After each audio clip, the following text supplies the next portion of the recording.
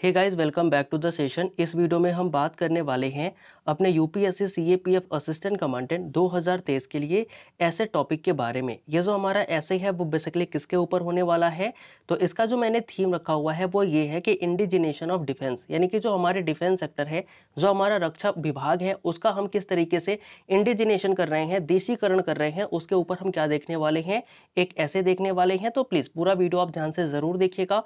कोई भी डाउट होता है, कोई भी क्वेश्चन होते हैं, कोई भी आपके सजेशंस होते हैं, वो सारे हमें आप कमेंट करके बता दीजिएगा। आपके कमेंट्स का हमें इंतजार रहता है। तो आइए स्टार्ट करते हैं। सबसे पहले हम बात करते हैं इंट्रोडक्शन की।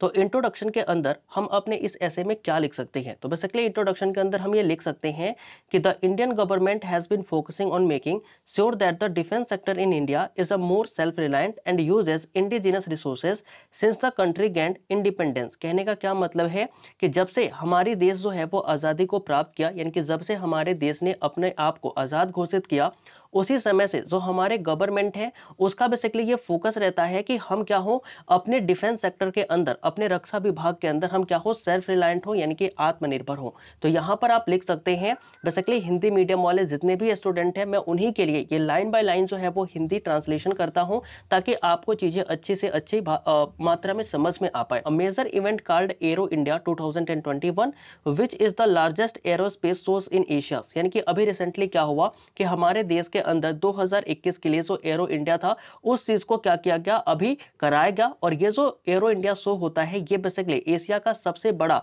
एयर शो होता है, जो कि हमारे इंडिया के द्वारा रिसेंटली बेंगलुरु के अंदर जो है वो कराया गया था। ड्यूरिंग दिस इवेंट, इस इवेंट के दौरान क्या हुआ कि जो डिफेंस मिनिस्टर हमारे होते हैं श्री राजनाथ सिंह जी, उन्होंने क्या किया कि during this event the defence minister emphasized how India is increasingly involved in creating and producing its own weapon and military equipment। कहने का क्या मतलब है, कहने का मतलब ये है कि इसके दौरान, यानी कि ये जो हमारी एरो इंडिया शो होती है, इसके दौरान जो भी हाल फिलहाल में बेंगलुरु के अंदर ये घटना जो घटी, यानी कि ये चीजें जो है वो हुई, तो वहां पर हमारे जो डिफेंस मिनिस्टर राजनाथ सिंह जी हैं, उन्होंने क्या किया, बेसिकली ये दिखाया कि इंडिया किस तरीके से जो है अपने अपने खुद के प्रोडक्ट्स, अपने खुद के वेपन्स, किस तरीके से मिलिट्री इक्विपमेंट खुद के लिए ही बना रहा है। तो इस चीजों को उन्होंने जोर देकर के लोगों के सामने रखा और बताया कि हम किस तरीके से अब इस क्षेत्र के अंदर भी सेल्फ रिलायंट होने जा रहे हैं। अब इसके अंदर हम बात करते हैं अपने नेक्स्ट टॉपिक की। वो क्या हो सकता है कि नीड ऑफ डिफेंस इंडिजिनेशन, यानी कि हमें आवश्यकता क्यों है, हम क्यों कह रहे हैं कि जो हमारा रक्षा क्षेत्र है वो कैसा होना चाहिए, आत्मनिर्भर होना चाहिए।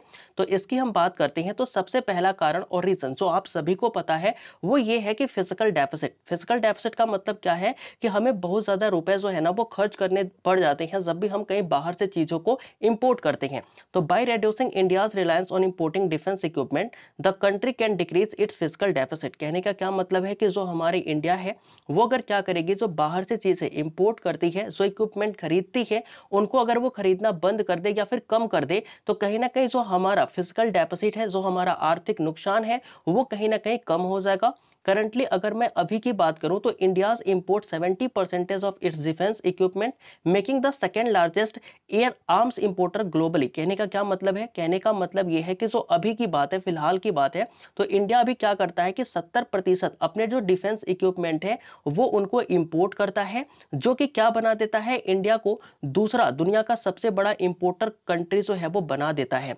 This indigenisation effort aim to make India's more self sufficient and reduce its dependence on import. कहने का क्या मतलब है कि ये जो इंडिजिनेशन एफर्ट है ना, जो हम चाह रहे हैं कि हमारे ही देश में हमारी चीजें बन जाए, ये जो हमारा प्रयास है वो इंडिया को कहीं ना कहीं सेल्फ सफिशिएंट बना देगा, यानी कि हम अपनी आपूर्ति खुद ही कर पाएंगे और कहीं ना कहीं जो हमारे इंपोर्ट के ऊपर डिपेंडेंसी है वो भी कहीं ना कहीं कम हो जाएगी। तो पहले पॉइंट के अंदर या फिर पहले पैराग्राफ के अंदर ना ये सारी चीजें आप लिख सकते हो। आई होप कि सारी चीजें आपको समझ आ रही होंगी।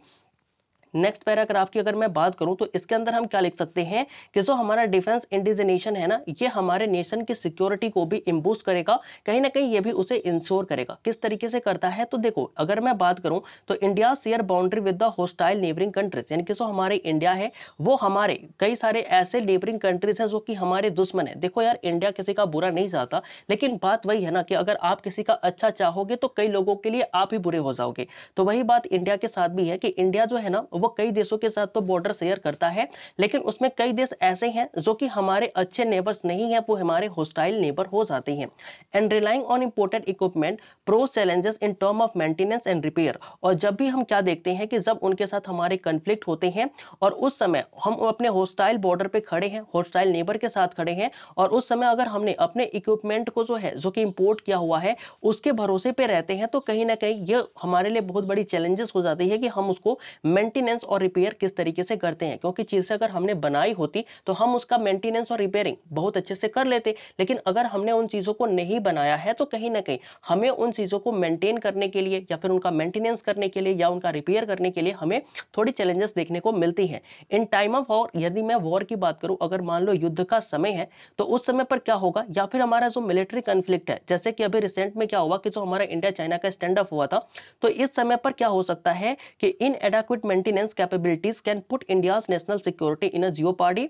इंडिजिनेशन is necessary to address this risk. तो अगर मान लो भारत का चाइना के साथ जैसे क्लैश हुआ, या फिर अदर जो भी हमारे हॉस्टाइल नेबर्स हैं जैसे पाकिस्तान है, उसी के साथ हमारा कॉन्फ्लिक्ट हो जाता है और हमें अपने आर्म्स को जो है वो मेंटेन करने की जरूरत है, रिपेयर करने की जरूरत है, और वो हम कर नहीं पाएंगे, तो इसके लिए हमें उसे बाहर भेजना पड़ेगा या बाहर से वर्कर्स बुलाने पड़ेंगे। तो कहीं ना कहीं ये हमारे नेशनल की सिक्योरिटी को ना उतना ज्यादा बूस्ट नहीं करेगा। लेकिन अगर हम अपने क्या करते हैं, इंडिजिनेशन वाले थीम को और आगे लेके जाते हैं, चीजों को बनाते हैं, तो कहीं ना कहीं हम अच्छे तरीके से इन सारी चीजों को टैकल कर पाएंगे। और कहीं ना कहीं इससे क्या होगा कि जो हमारी नेशन की सिक्योरिटी है वो काफी ज्यादा बूस्ट हो जाएगी, काफी ज्यादा अच्छी हो जाएगी। नेक्स्ट पॉइंट के अंदर हम क्या लिख सकते हैं, बेसिकली नेक्स्ट पॉइंट के अंदर हम लिख सकते हैं कि जो इंडिजिनेशन ऑफ द डिफेंस सेक्टर है वो क्या कर सकता है, कई लोगों को जॉब दे सकता है। भारत में बेरोजगारी एक बहुत बड़ी समस्या है, और इस समस्या का निदान आप जहां से भी पा सकते हैं ना, as a government, as a responsible citizen आपको पाना चाहिए। तो अगर मैं बात करूं तो जो इंडिजिनेशन ऑफ डिफेंस सेक्टर है ना, ये क्या करता है कि भारत के अंदर कई लोगों के जॉब जो है ना वो क्रिएट करता है डिफेंस सेक्टर के अंदर। कैसे करता है इस चीज को भी देख लेते हैं।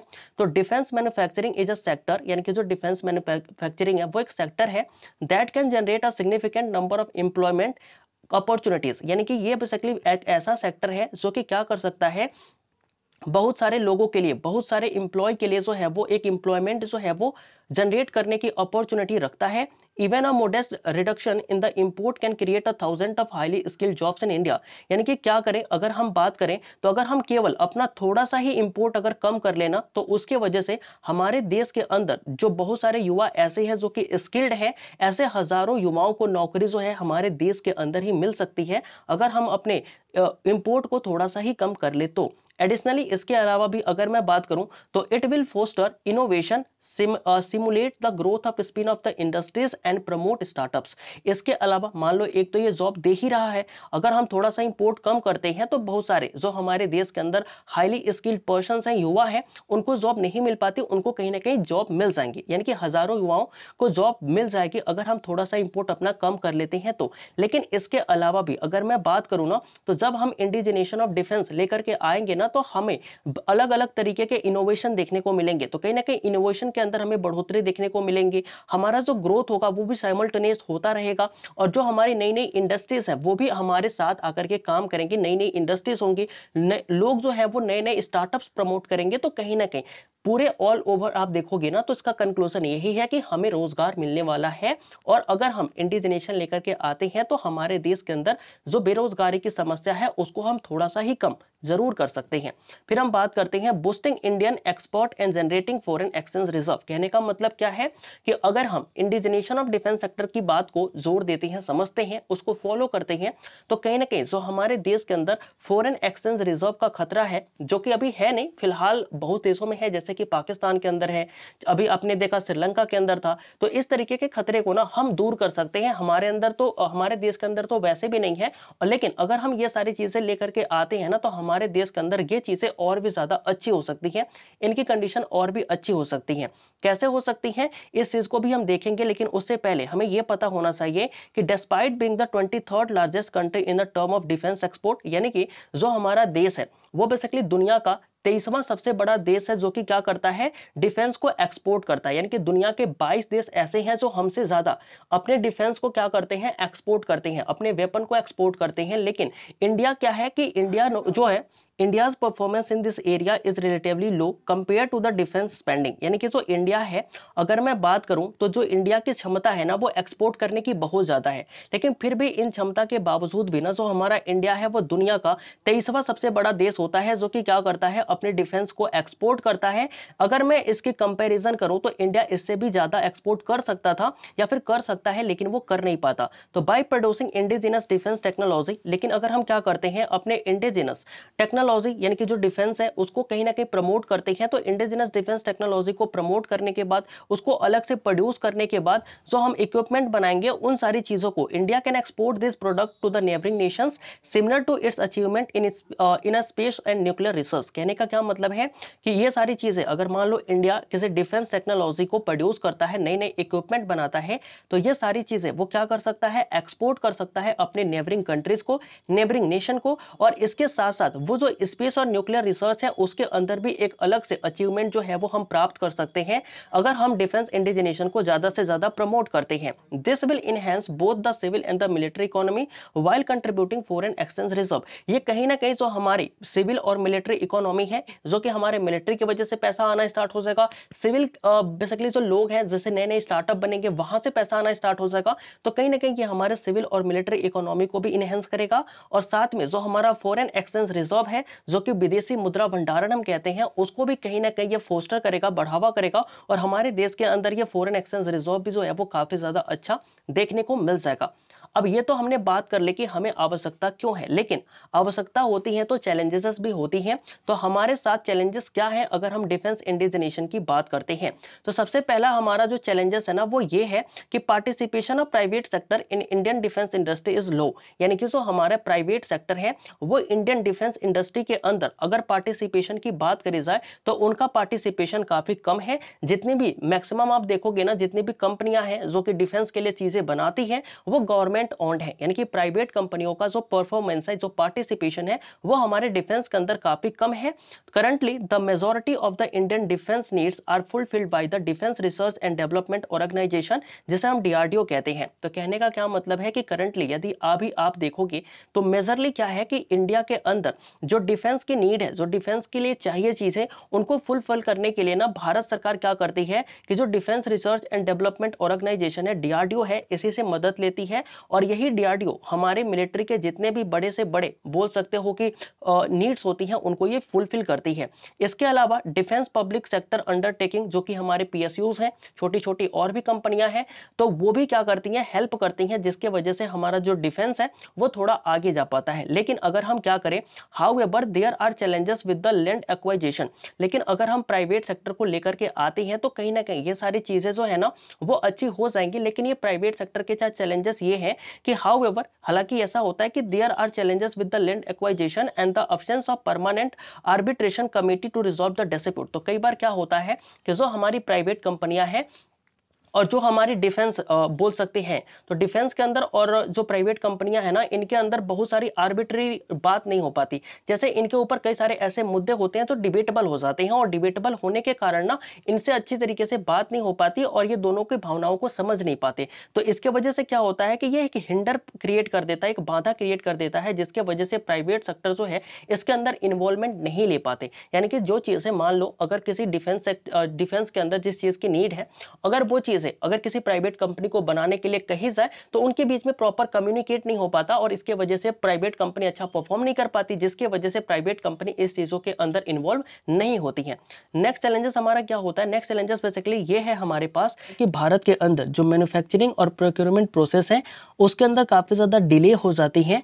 इसके वजह से हमारा जो डिफेंस ऑफ इंडिजिनेशन है, यानी कि हम जो डिफेंस के अंदर इंडिजिनेशन लेकर के आना चाहते हैं, उसके लिए ये एक चैलेंजेस का काम करता है। ये क्यों होता है, तो इसका रीजन ये है क्योंकि हमारे देश के अंदर जो ब्यूरोक्रेटिक और पॉलिटिकल ऑब्स्टिकल हैं वो आज भी एग्जिस्ट करते हैं।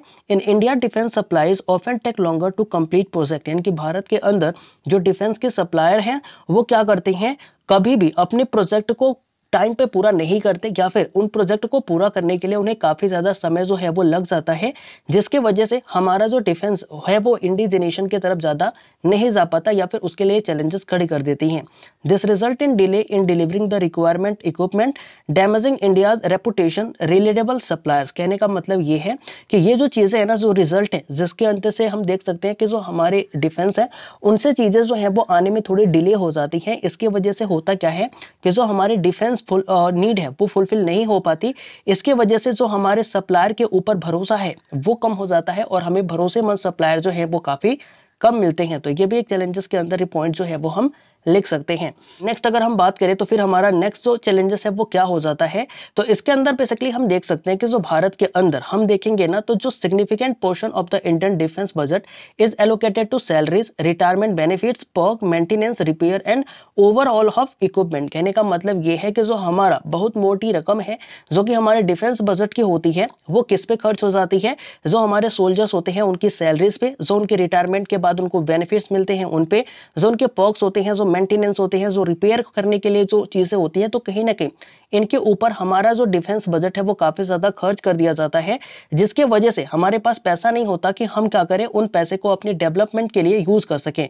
तो this limit the government's ability to allocate funds for the long term planning and development in the defence sector. ये जो सारी चीजें हैं, जो हमारे रिटायरमेंट बेनिफिट्स हैं, जो सैलरीज हैं, वो क्या करते हैं, जो हमारे गवर्नमेंट के लॉन्ग टर्म प्लान है उनको कहीं ना कहीं लिमिट कर देते हैं, उनके ऊपर ज्यादा पैसा खर्च करने से रोकते हैं। और हम जो है वो देखते हैं कि हमारा जो डिफेंस सेक्टर है वो उतना ज्यादा डेवलपमेंट नहीं हो पाता या ज्यादा डेवलप नहीं कर पाता। नेक्स्ट जो हमारा रीजन बनता है चैलेंजेस के अंदर वो क्या है, वो बेसिकली ये है कि there is a conflict between manufacturer and defence forces in India. यानी कि भारत के अंदर जो मैन्युफैक्चरर्स हैं जो कि चीजें बनाते हैं और जो हमारे डिफेंस फोर्सेस हैं उनके बीच में क्या होता है कि कॉन्फ्लिक्ट होते रहते हैं। The defence forces being on the ground and understanding the specific requirement of the border areas have different opinion on the design and capability of the defence equipment. कहने का क्या मतलब है कि जो हमारी सेनाएं हैं वो क्या करती हैं, जो हमारे डिफेंस फोर्सेस हैं वो ग्राउंड के अलग अलग हिस्सों पर, अलग अलग बॉर्डर के ऊपर क्या करते हैं, अपने ड्यूटी को देते हैं।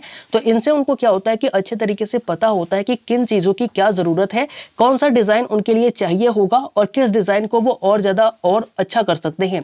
तो कहीं ना कहीं ये सारी चीजें वो क्या करते हैं, इन मैन्युफैक्चरर से बोलते हैं, लेकिन ये मैन्युफैक्चरर जो है उस डिजाइन को उतना ज्यादा कैपेबिलिटी से, उतने ज्यादा बोल सकते हो कि इफेक्टिव वे में लागू नहीं कर पाते, जिसकी वजह से इनके बीच में जो है वो कॉन्फ्लिक्ट होते रहते हैं।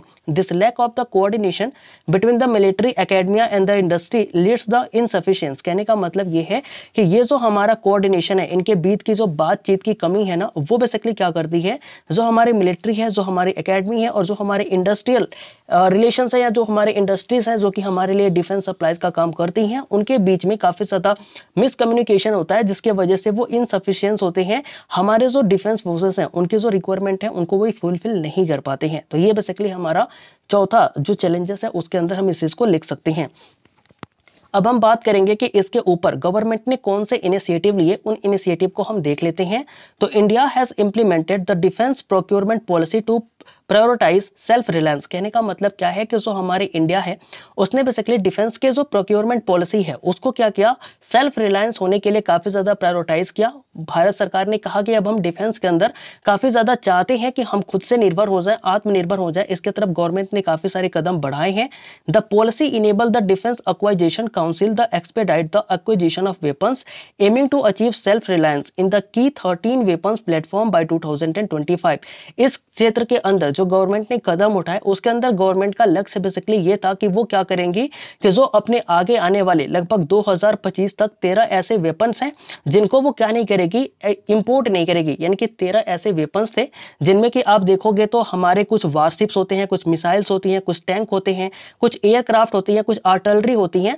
तो ये सारी जो चीजें हैं जो कि सिग्निफिकेंट पोर्शन में भारत पहले इंपोर्ट करता था, गवर्नमेंट का लक्ष्य ये है कि 2025 तक ऐसी चीजों को हम इंपोर्ट ना करें, हम भारत के अंदर ही ये सारी चीजें जो हैं वो बना लें, जिससे कि हम रक्षा के क्षेत्र में क्या हो जाएंगे, सेल्फ सफिशिएंट हो जाएंगे, हम आत्मनिर्भर हो जाएंगे। हमारे पास हमारा खुद का वेपन होगा, खुद का वेपन सिस्टम होगा, खुद का टैंक होगा और ऐसे हमारे 13 वेपन ऐसे हैं जिनको हम 2025 तक चाहते हैं कि हम बना ले। तो बेसिकली ये गवर्नमेंट का इनिशिएटिव है, गवर्नमेंट ने कदम उठाया है कि इस तरीके से हम अपने रक्षा के क्षेत्र में क्या हो सकते हैं, आत्मनिर्भर हो सकते हैं। दूसरा जो हमारी गवर्नमेंट इनिशिएटिव है वो क्या कहती है कि the government has remove the annual capacity restriction criteria for the defence industries. कहने का मतलब यह है कि जो अभी हमारी गवर्नमेंट है ना, उसने क्या देखा कि जो हमारे डिफेंस कैपेसिटी है उसके ऊपर रेस्ट्रिक्शन लगाया हुआ था कि हम 1 साल के अंदर कितनी सारी चीजें जो है वो बना सकते हैं या फिर कितनी चीजों को एक्सपोर्ट या इंपोर्ट कर सकते हैं। गवर्नमेंट ने अभी ये जो क्राइटेरिया के ऊपर रेस्ट्रिक्शन था इस चीज को अप वेल्ड कर, मतलब कि इस चीज को हटा लिया, गवर्नमेंट ने इस चीज को वापस ले लिया। इससे होगा क्या कि making it easier to startup to enter the defence sector and contribute the indigenisation effort. इससे होगा ये कि जो हमारे नए नए स्टार्टअप्स हैं वो क्या कर सकते हैं, डिफेंस सेक्टर के अंदर अपना कंट्रीब्यूशन दे सकते हैं, जिससे कि हमारा जो इंडिजिनेशन एफर्ट है वो और ज्यादा इफेक्टिवली लागू हो और इसके वजह से हमारे यहाँ रोजगार जनरेट हो और लोगों का फायदा हो, और साथ ही साथ हम डिफेंस के क्षेत्र में क्या हो पाए, सेल्फ रिलायंस हो पाए, यानी कि सेल्फ आत्मनिर्भर हम हो पाए। फिर हम बात करते हैं नेक्स्ट इनिशिएटिव की जो कि गवर्नमेंट के द्वारा लिया गया। उसके अंदर हम क्या देखते हैं कि there has been a change in the foreign direct investment, जिसको हम एफडीआई बोलते हैं। अभी जो गवर्नमेंट है ना उसने एफडीआई के अंदर भी चेंजेस लाए हैं। तो ये जो गवर्नमेंट है जो कि बीजेपी की गवर्नमेंट है, ये काफी ज्यादा बोल सकते हो कि थोड़ी प्रो एक्टिव टाइप से काम करती है। तो इसका ये था कि इसने फॉरेन डायरेक्ट इन्वेस्टमेंट के अंदर भी जो है वो चेंजेस लाए। इस चेंजेस के अंदर उसने क्या किया कि प्रीवियसली यानी कि पहले आप देखोगे तो 49% FDI was allotted through the automatic route. यानी कि पहले क्या था कि जो हमारे डिफेंस के अंदर आप देखोगे ना तो केवल 49% जो हिस्सेदारी थी वो एफडीआई यानी कि फॉरेस्ट डायरेक्ट इन्वेस्टमेंट को दी गई थी। लेकिन अभी क्या हुआ 2020 के अंदर the government increase this limit to 74%। अभी क्या हुआ कि 2020 के अंदर जो हमारी गवर्नमेंट है इसने इस एफडीआई को 49% से बढ़ा करके 74% कर दिया है। This change not only encourages more FDI, ये जो हमारी चीजें हैं, जो चेंजेस हैं वो केवल एफडीआई को ही इंकरेज नहीं करेंगे। एफडीआई तो आएगा ही आएगा, मान लो पहले 49 आता था अब 71 आएगा, 74 आएगा, तो कहीं ना कहीं एफडीआई तो आ ही रहा है। लेकिन इसके अलावा और क्या होगा कि ये प्रमोट करेगी establishment of the additional startup in the defence sector. जो हमारे डिफेंस सेक्टर के लिए एडिशनल स्टार्टअप्स हैं उनको भी कहीं ना कहीं एस्टैब्लिश करने के लिए हम इसका इस्तेमाल कर सकते हैं, या फिर ये सारी चीजें जो है वो कहीं ना कहीं प्रमोट करेगी कि हम एक जो है वो एडिशनल स्टार्टअप जो है वो इसके लिए स्टार्ट कर सकते हैं। The government has recently band the import of 101 यानी कि 101 डिफेंस आइटम टू बूस्ट इंडिजिनेशन। यानी कि गवर्नमेंट ने अभी क्या किया हुआ है कि 101 ऐसे सामान जो कि डिफेंस के थे, जिसमें कि वेपन्स हो जाते हैं, जिसमें तुम्हारे मिसाइल्स आ जाते हैं, जिसमें आर्टिलरी आ जाती है, वारशिप्स आ जाते हैं, इन सभी चीजों को गवर्नमेंट ने बैन कर दिया। कहा कि अब हम 101 ऐसी चीजें जो कि पहले विदेशों से खरीदते थे अब वो हम खरीदने वाले नहीं हैं, अब हम उन्हें वापस भारत में ही बनाएंगे। This item include advance weapon. इसके अंदर बेसिकली हमारे कुछ एडवांस वेपन आते हैं, जैसे कि आर्टिलरी गन हो गए, सोनार सिस्टम आ गया, असॉल्ट राइफल हो गए, रडार्स हो गए, ट्रांसपोर्ट एयरक्राफ्ट हो गए। ये सारी चीजें अब गवर्नमेंट जो है वो भारत में ही बनाएगी, बल्कि इन सारी चीजों को अब हम विदेशों से इंपोर्ट नहीं करेंगे, क्योंकि ऐसे 101 चीजों पर सरकार ने बैन लगाया हुआ है। एज अ रिजल्ट, इसके रिजल्ट में होगा क्या कि the defence forces will now procure this equipment exclusive from domestic manufacture. इससे होगा ये कि जो हमारे डिफेंस फोर्सेस हैं वो अब इन सारे इक्विपमेंट को डोमेस्टिक मैन्युफैक्चरर से कहेंगे बनाने के लिए, जिसके वजह से क्या होगा कि हम जो है वो सुरक्षा के क्षेत्र में आत्मनिर्भर भी होंगे, हम अपनी चीजों को बाहर भी बेच पाएंगे और अपने देश के अंदर रोजगार भी जनरेट कर पाएंगे। तो कहीं ना कहीं ये गवर्नमेंट के इनिशिएटिव थे जो कि गवर्नमेंट ने इस क्षेत्र के अंदर बढ़ाए थे। अब हम बात करते हैं सजेशन की कि हम क्या सजेशन लिख सकते हैं इस थीम के ऊपर या फिर इस पॉइंट के ऊपर। तो बेसिकली इसके अंदर हम अपना सजेशन ये लिख सकते हैं कि the government can quickly implement the recommendation of the sector committee which suggest closing army petrol establishment and military farms in a peaceful location. कहने का मतलब ये है कि जो गवर्नमेंट है वो क्या कर सकती है, इंप्लीमेंट कर सकती है।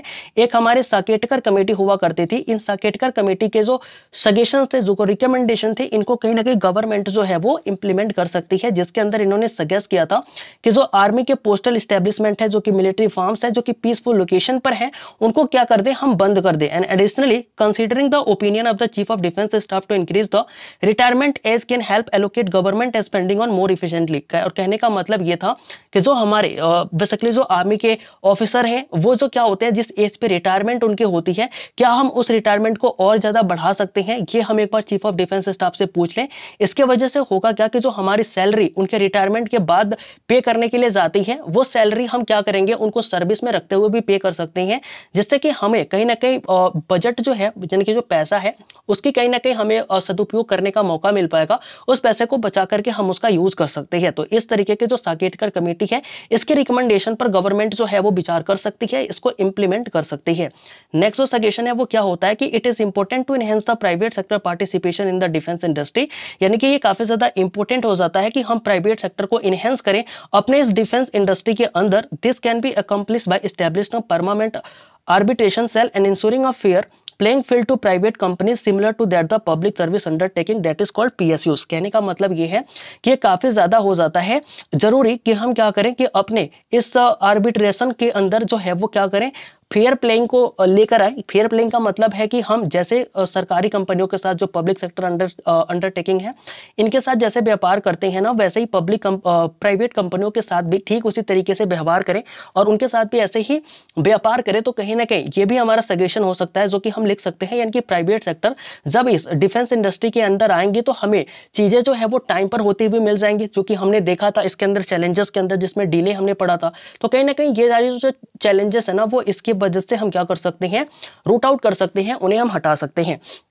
फिर हम बात करते हैं कंक्लूजन की। कंक्लूजन के अंदर हम बेसिकली क्या लिख सकते हैं, in India 2019 India spent 2.4% on GDP on military expenses, which was higher than the combined spending on health जो कि 1.5% of GDP and research 0.7% of GDP। कहने का क्या मतलब है कि 2019 की रिपोर्ट है, उस रिपोर्ट में ये कहा गया कि इंडिया ने 2.4% अपने GDP का जो है ना वो मिलिट्री एक्सरसाइज यानी कि जो मिलिट्री एक्सपेंसेस हैं उन पे खर्च किया अपने टोटल GDP का, जो कि क्या है एक कंबाइंड GDP जो है उसके अधिक होती है किससे, जो हेल्थ और रिसर्च होती है। जैसे कि हेल्थ और रिसर्च के ऊपर हमने कितने रुपए खर्च किए, अपने जीडीपी का लगभग 1.5 और 0.7% जो है वो खर्च किए, लेकिन इससे ज्यादा रुपए हमने अपने डिफेंस यानी कि मिलिट्री एक्सपेंसेस के ऊपर लगभग 2.4% ऑफ इट्स जीडीपी हमने खर्च किया। लेकिन उसका फायदा क्या, हम तो ये सारी चीजें विदेशों में भेज रहे हैं ना, क्योंकि हम अपने यहाँ अगर ये सारी चीजें बना पाते तो कहीं ना कहीं हम इससे पैसा भी जनरेट कर पाते, लेकिन अभी तो हम पैसा भी नहीं जनरेट कर पा रहे हैं। ये सारे के सारे पैसे कहाँ जा रहे हैं, ये सारे के सारे पैसे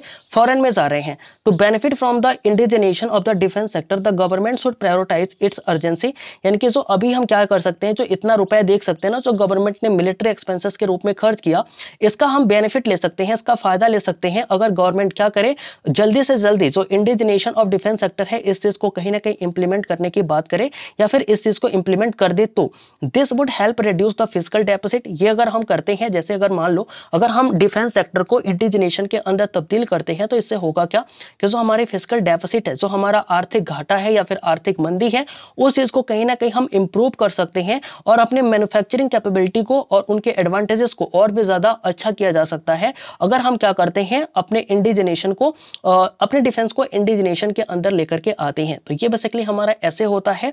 आई होप कि ऐसा आपको ठीक लगा होगा। तो thank you for attending the session. आपने सेशन को यहां तक अटेंड किया, काफी लंबा सेशन था, फिर भी आप सभी का काफी सारा धन्यवाद। आप अगर हमारे टेलीग्राम पे नहीं जुड़े हैं तो सारी पीडीएफ, हालांकि इसकी भी जो पीडीएफ है वो मैंने पहले से ही भेज रखी है, तो इसे भी जाकर के आप पढ़ सकते हैं और खुद से प्रैक्टिस कर सकते हैं। सेशन अच्छा लगा हो तो लाइक कर दीजिएगा, शेयर भी कर दीजिएगा और सब्सक्राइब भी कर लीजिएगा। मिलते हैं किसी नए वीडियो में। कोई भी सजेशन होता है नीचे कमेंट करके जरूर बता दीजिएगा। जय हिंद।